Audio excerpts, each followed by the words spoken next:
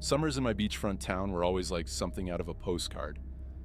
The days were filled with the warmth of the sun, endless hours at the beach, or lounging by someone's pool. As night fell, we'd swap swimsuits for casual clothes and head to the local beach bars, the sound of waves mingling with laughter and music. It was a time for fun, relaxation, and living in the moment. But things started to change. Most of my friends had settled into relationships, trading in wild nights for quiet evenings at home. It left me longing for those carefree summer nights, struggling to find company to keep the tradition alive. One evening, I managed to rally a few friends for a night out, hoping to rekindle the old magic. That's when Bran and Will entered the picture. We were at one of our favorite bars, chatting about nothing in particular, when the two of them approached us. They were a little older, mid-30s maybe, and had a laid-back vibe that didn't set off any alarms. They joined in our conversation like old friends, and before long, they were part of our group, moving with us from bar to bar. Bran was the quieter of the two, and he called it a night early. But Will stuck around, his attention increasingly focused on me as the evening wore on. He was friendly, easy to talk to, and seemed genuinely interested in what I had to say. When my friends decided to head home, Will looked a bit disappointed, like he wasn't ready for the night to end. I felt a little bad for him, so I promised we'd hang out again soon. It seemed like a harmless offer at the time, just another chance to keep the summer fun going. But as I would soon learn, some promises lead to places you never expect. The following weekend, I found myself without any plans, as most of my friends had other commitments. Just as I was contemplating another quiet night in, I got a text from Will. He suggested we hit one of the beach bars we'd mentioned last time. It seemed like a perfect opportunity to keep the summer vibe alive. So I agreed, assuming Bran would be there too. But when Will pulled up outside my house, the passenger seat was empty. It was just the two of us. As I slid into the front seat, Will casually mentioned that we should stop at a dive bar first to pregame before heading to the beach. I didn't think much of it. A few drinks before the main event was standard protocol after all. We pulled up to a small, run-down bar I'd never noticed before, its dim neon sign flickering in the dusk. Inside, the atmosphere was a stark contrast to the lively beach bars I was used to. The lighting was low, casting a moody red glow over the worn-out booths and sticky floor. There were only a few other patrons, none of whom paid us any mind. We grabbed a spot at the bar, and Will ordered us a round of shots to start. The liquor burned as it went down, but I welcomed the warmth, hoping it would loosen up the awkwardness of it just being the two of us. Will kept the drinks coming. Another round, then another. I'd already had a couple of shots at home before he picked me up, so it wasn't long before I started feeling the effects. The room seemed to tilt slightly, the music from the jukebox blurring into a low hum in the background. I excused myself to the bathroom, needing a moment to collect myself. When I returned, I noticed 2 more drinks waiting on the bar. Will had ordered them while I was gone.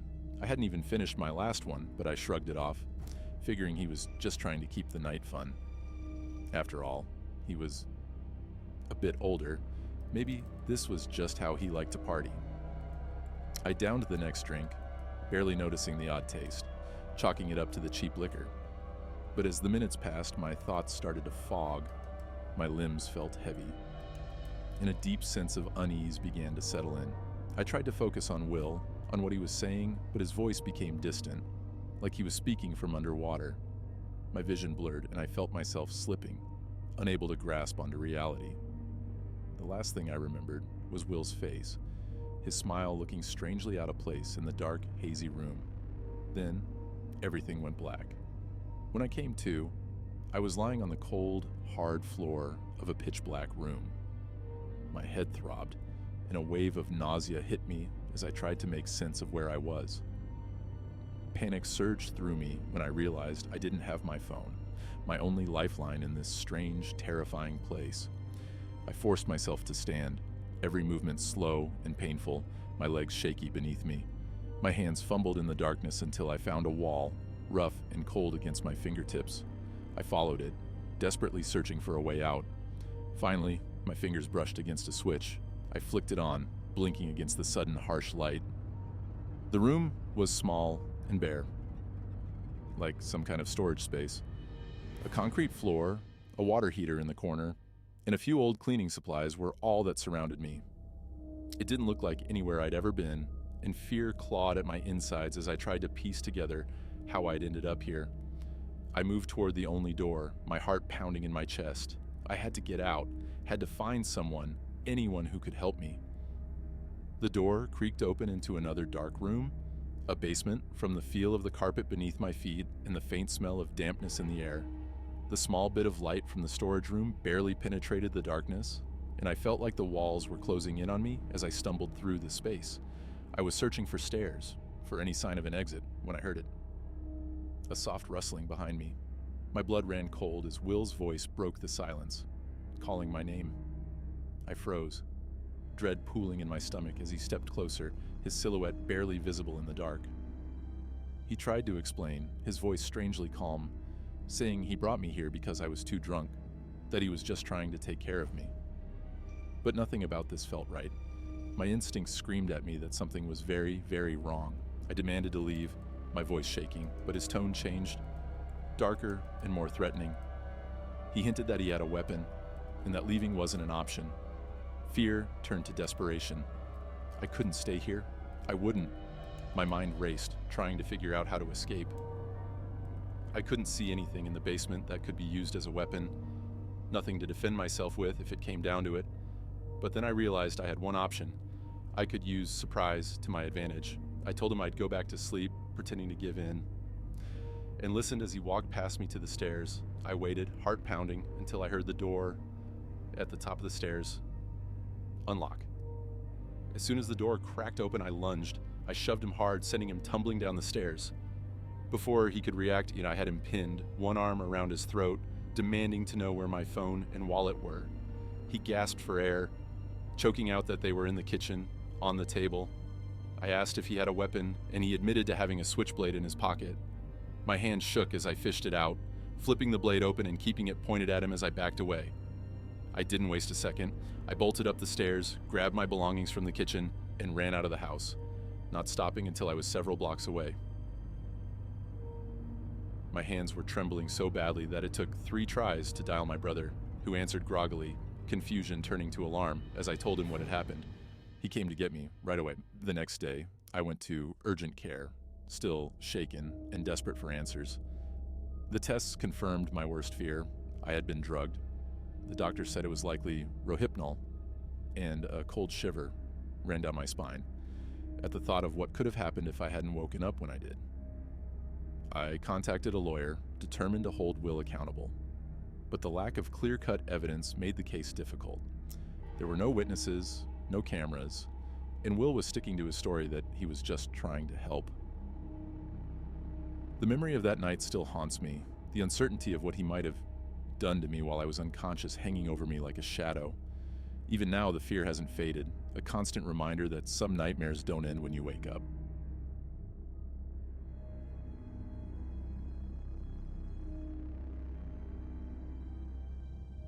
During the summer, I love spending as much time outdoors as possible, especially when I'm with my family in Ohio. We've got a pretty good setup, 3 acres of land, a shooting range, a quad, 4 dirt bikes, and trails that snake through the woods right by the house. It's like a little slice of adventure waiting to happen. Whenever I need to burn off some energy, I grab my mountain bike and head for the trails. One warm, cloudy afternoon, I decided it was the perfect time for a ride. The sky had this weird yellowish hue, with dark clouds swirling overhead, giving everything an otherworldly vibe. I could already smell the storm rolling in, and it made the air feel alive, charged with that distinct electricity that comes right before the first drops of rain. I checked the weather on my phone. It said I had about half an hour before the storm would hit. That was all the time I needed. Even if I got caught in the rain, I figured it wouldn't be a big deal. So I hopped on my bike and started down the familiar trail, the thrill of the approaching storm pushing me to pedal a little faster. The ride began with the usual uphill struggle, my legs burning as I pushed through the steep trail. But I didn't mind. I knew the reward was coming. The downhill stretch on the way back was always worth the effort, and I had my usual spot in mind to take a breather. The clearing at the peak of the hill. The view there was something I never got tired of, and it was the perfect place to catch my breath before the exhilarating descent. When I finally reached the opening in the woods, I felt the familiar relief of the climb behind me. I stopped, leaning on my handlebars as I caught my breath and pulled out my phone. Scrolling through texts, I let the tranquility of the spot wash over me. That's when everything changed. Without warning, the wind died. The rustling of leaves that had been my constant companion suddenly ceased, plunging the woods into a suffocating silence. It was as if the whole forest was holding its breath. Confused, I looked up from my phone, my senses on high alert. The trail, which had always felt so familiar, now seemed different, alien, like I had stumbled into some otherworldly version of the place I knew so well. Then, I heard it. A high-pitched sound, faint but unmistakable. My first thought was that it was some animal, but there was something off about it, something that made my skin crawl. The heavy clouds above seemed to darken the woods even more, casting long shadows that made the trees feel like they were closing in around me. And that's when I saw it. About 30 to 40 feet ahead, where the trail continued deeper into the woods, a figure was crouched low, almost as if it were trying to hide. It was humanoid in shape, but hunched over, its movements slow and deliberate, like a predator stalking its prey. I froze, my heart pounding in my chest as I tried to make sense of what I was seeing. But before my mind could process it, the sky opened up and the rain began to pour. The sudden downpour shattered the eerie silence, the sound of raindrops hammering the leaves above, providing a strange kind of relief. But the figure, I couldn't shake the feeling that it was still there, watching me. And without a second thought, I turned my bike around and pedaled as hard as I could back up the trail, my only goal to get away from whatever it was that I had just seen. That was all the motivation I needed. I spun my bike around and pedaled as hard as I could, my legs burning as I pushed uphill, desperate to put distance between myself and whatever I had seen. The rain pounded down, the sky alive with flashes of lightning and cracks of thunder that seemed to shake the earth. Normally, a storm like this would have been exhilarating, the perfect backdrop for a thrilling ride. But this time, all I felt was raw, unrelenting fear. As I reached the peak of the hill, I leaned into the descent, letting gravity pull me faster and faster toward home. My heart was in my throat, and I fought the urge to look back, terrified of what I might see if I did. The storm raged on, but all I could think about was getting back to the safety of the house, to the warmth and light that suddenly felt so far away. I burst out of the woods and onto our property, my tires skidding on the wet grass as I reached the shed. I practically threw my bike inside, not caring if it landed right, just desperate to get indoors. I was drenched, my clothes clinging to me, but I barely noticed. I ran inside, bypassing the living room where my parents were watching TV, and bolted up to my room. Once I was safely in my bed, I pulled the covers up to my chin, trying to convince myself that the day's events would fade with time, that the fear would dissipate once I closed my eyes and got some rest. But that night, sleep was anything but restful. I dreamed of the woods, of that figure. In the dream, it wasn't just lurking in the shadows, it was coming for me. Its form was twisted, demonic, and it floated toward me with an unnatural speed. I couldn't move, couldn't run, as it closed the distance between us, its eyes burning into mine. I woke up with a start, my heart racing, soaked in sweat despite the cool night air. For a brief moment, I was disoriented, unsure if I was still in the nightmare or back in my room. Relief washed over me when I realized I was safe, far from those cursed woods. But even as the terror of the dream faded, the unease lingered. No matter how hard I tried, I couldn't shake the feeling that something was out there, something that had seen me just as clearly as I had seen it, and whatever it was, I knew it wasn't finished with me.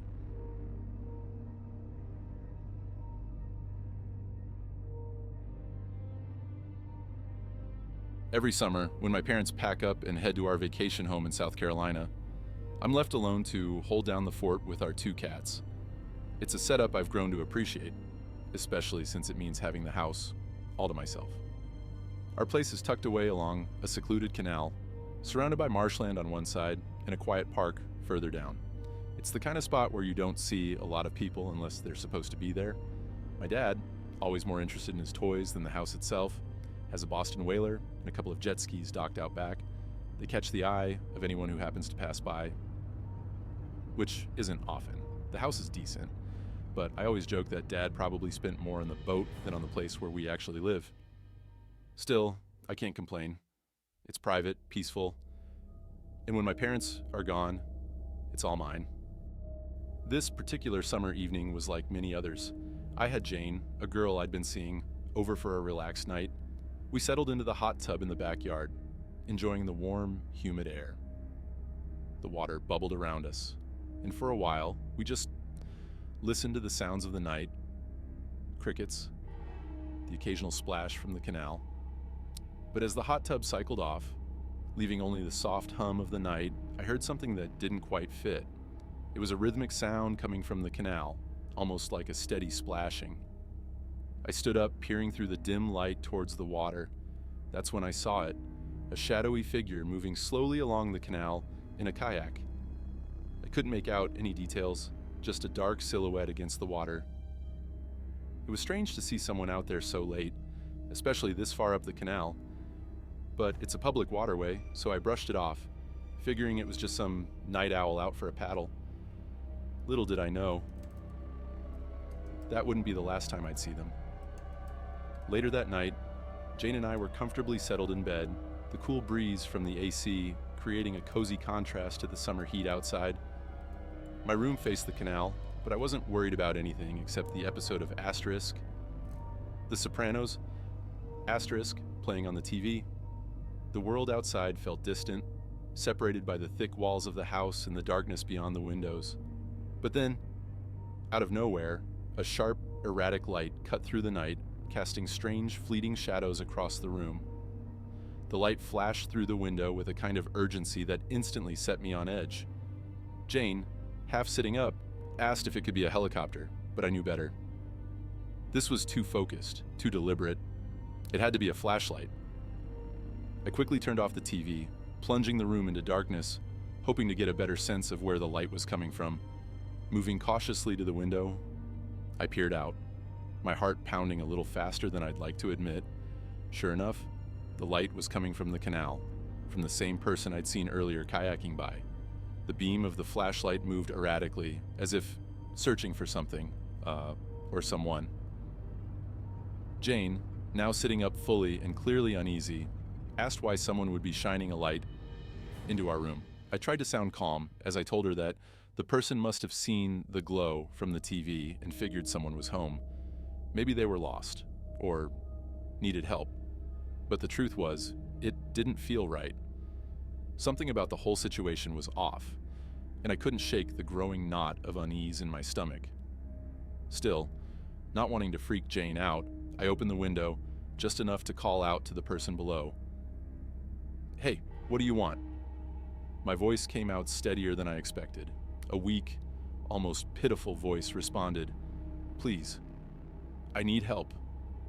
The guy claimed he was injured, trapped in his kayak, and needed assistance getting out.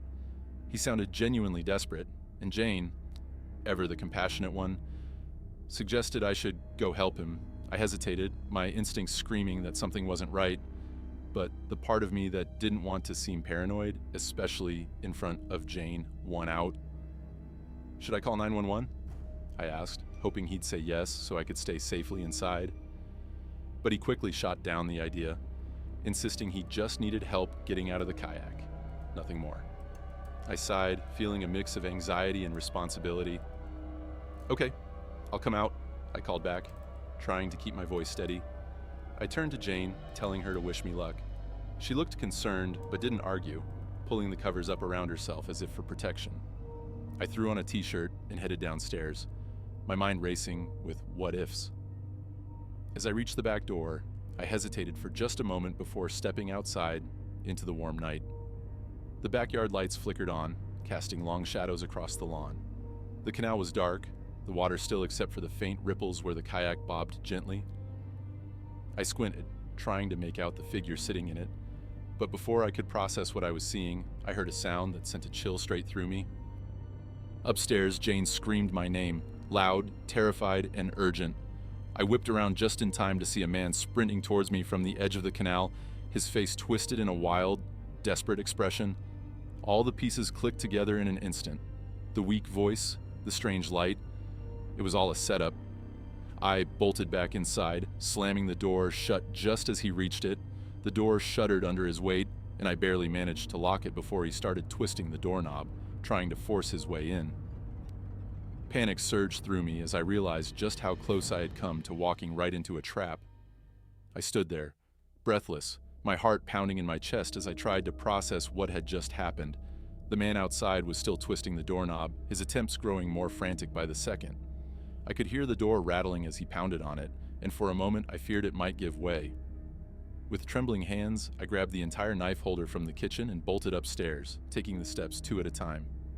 When I reached the bedroom, I slammed the door shut and locked it, trying to calm the storm of panic rising inside me. Jane was sitting on the bed, her face pale, eyes wide with fear. She looked at me, her voice shaking as she explained what she'd seen. The second I had turned on the backyard lights, she saw the man creeping up from the shadows, moving with an eerie silence. There was no weak, injured kayaker, just a large, menacing figure lurking in the dark, waiting for the perfect moment to strike. The realization hit me like a punch to the gut. The whole thing had been a setup, a carefully crafted plan to lure me outside, away from the safety of the house. If Jane hadn't been there, hadn't seen him creeping up on me, I might not have made it back inside in time. I shuddered, imagining how differently things could have played out. We were both terrified, too scared to even peek out the windows. The house felt like a fortress now, every locked door and window a thin barrier between us and whatever was out there. I knew we couldn't just sit there waiting for him to break in or give up. I needed to do something. I grabbed my phone and called my dad, my hands shaking so badly I could barely hold it steady. As soon as he picked up, I blurted out what had happened. He didn't waste a second telling me what I needed to do, hang up and call the police. I could hear the urgency in his voice, the fear that mirrored my own. He knew, just as I did, that we were in real danger. I dialed 911, my voice trembling as I explained the situation. The operator assured me that officers were on their way and told me to stay on the line until they arrived. I felt a little better knowing help was coming, but the minutes felt like hours as we waited, every noise outside making us jump. Finally, the flashing red and blue lights of the police cars lit up the driveway. I raced downstairs and flung the door open, relief flooding through me as the officers poured into the house. They immediately began searching the property, combing through the yard and the surrounding area. Jane and I stayed inside, too shaken to do anything but wait. After what felt like forever, one of the officers came back to talk to us. They hadn't found anyone on the property, and none of the neighbors had seen anything suspicious. The kayak was gone, which led them to believe the man had retreated into the marsh, taking his escape route with him. They took our statements, wrote up a report, and promised to keep an eye on the area.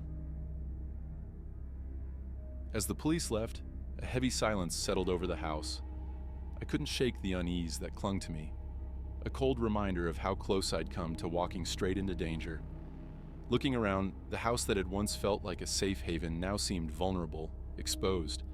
Our secluded spot, the nice house, and the expensive boat in the backyard, everything that made this place feel special now felt like a target. Later that night, as I lay in bed with Jane beside me, sleep felt impossible.